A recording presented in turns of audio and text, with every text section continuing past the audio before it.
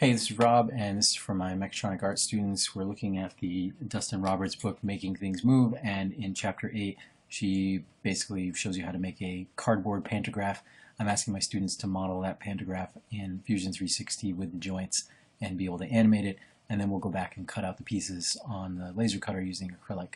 So I basically would start making one leg with a sketch, and I think the way I'll do it is just make it about 7 inches, or maybe I'll go the other way, 1 inch by 7 inches. And what I'll do is I think maybe I'll try and fillet the corners just to make it look a little better. And I'll leave it at 0.2. It's fine. I'll repeat, do the same thing here, and repeat, same thing.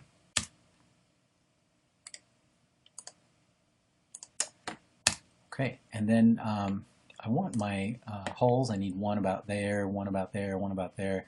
I want them to be centered, of course, in here, so probably the way I would do that is just make a line across the center. You can see the midpoint constraints are automatic.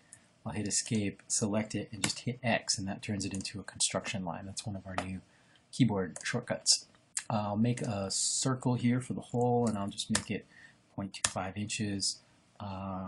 Hit C to make another hole and another hole, and what I'll do is just click each one of these and make sure they're all equal.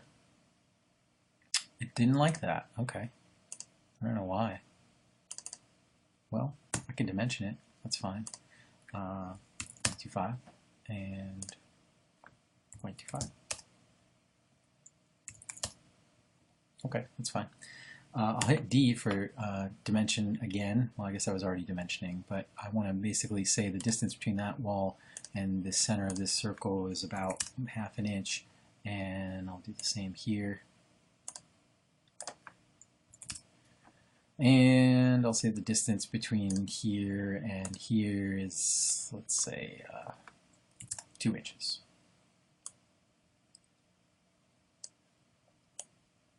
Okay, and that should do it. So I'll hit stop sketch, and I will press pull this to be about 1/8 of an inch thick. And what I need now is to basically turn this into a component. That's the only way I can make joints. So I've got a component, I'll rename it into leg, and what I need to do is basically just make a bunch of these legs. So I'm just going to paste and move it over, and paste, and move, oh, sorry, enter. And I'll paste, and copy, paste, move it over.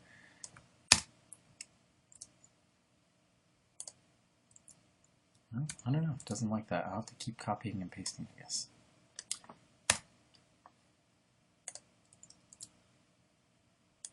Okay, there's 5 of them, and I need 6. Let me paste that time.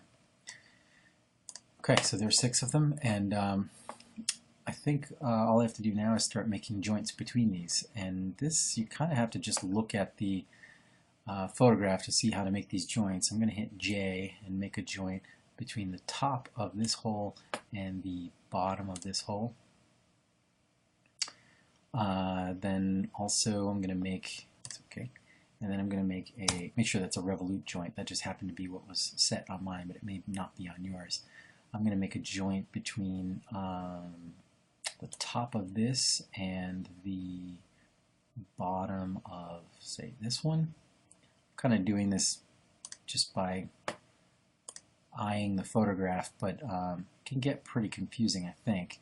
And what probably has to happen is that you have to start revolving these joints or driving these joints just to be able to get things in a position that resembles the photograph she's given us. So let's leave that there. Let's drive this joint. So I think I'm already confused, but at least they're separated. So I think I've got that, and then I've got another joint here. I think I'm going to connect this, the bottom of this piece, and I have to keep hitting capture position so the components don't go back to their original position. and I'll connect that to the top here and say OK. Maybe I'll try to drive that joint to make it a little bit more like what I'm trying to do.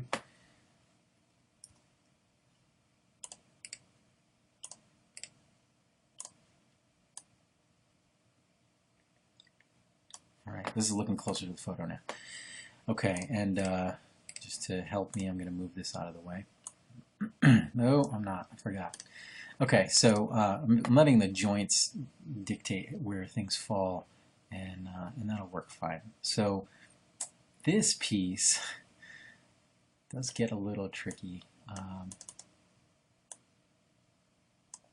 This should actually be joined here, so I'm going to do that next. Again, making sure that I get the bottom of this hole and mount it with a joint to the top of that hole. Have to hit J first. Bottom of this hole to the top of this hole. Okay. Again, it's getting confusing.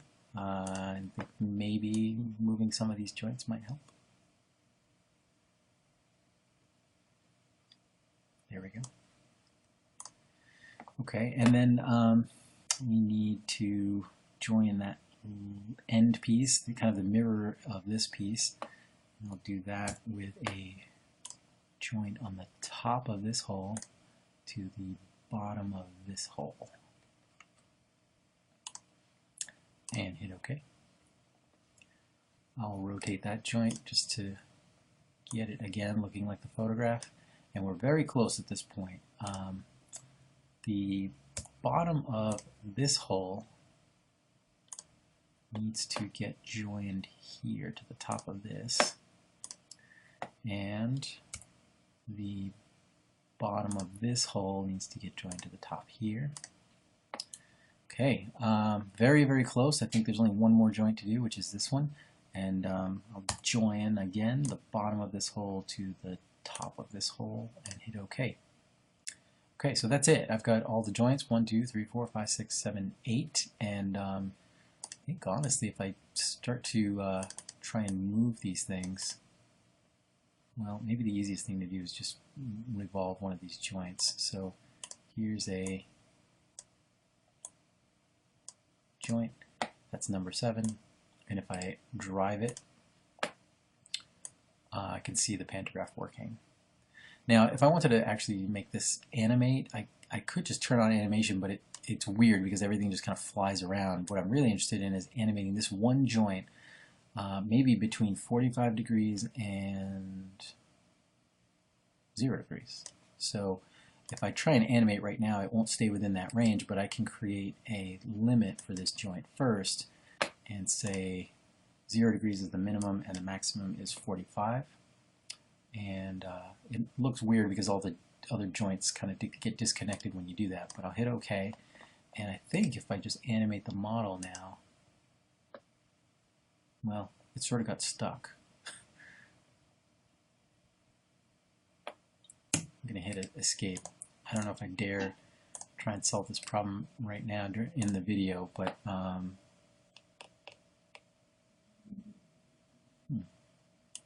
let's see.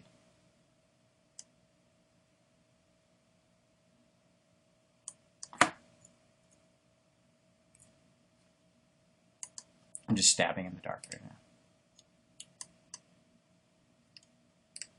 Animate model. I think it's trying to go too far, so so I think those numbers are probably off, and I could just I think there's a better way to do it than just kind of like stabbing in the dark as far as these numbers go. But if I do -10 and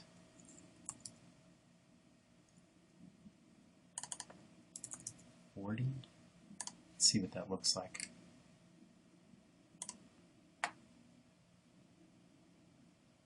Well, somehow I'm going too far, right? I'm trying to animate it, I think, beyond the actual length that it can go.